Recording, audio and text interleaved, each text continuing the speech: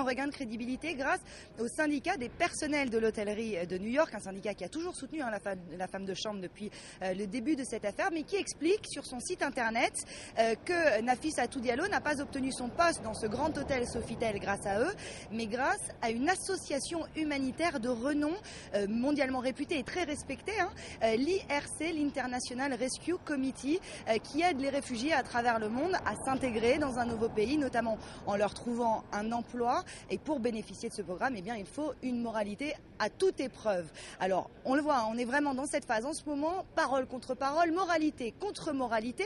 Aujourd'hui d'ailleurs, eh bien, c'est Dominique Strauss-Kahn qui prend une attaque de la part du New York Post. Le tabloïd explique que la femme vue sur la vidéosurveillance de l'hôtel la veille de l'arrestation serait la maîtresse de l'ancien patron du FMI, une femme mariée qu'il aurait vue à plusieurs reprises. Alors, si tout cela est avéré, ce sera un véritable scandale, vous vous en doutez, ici aux États-Unis.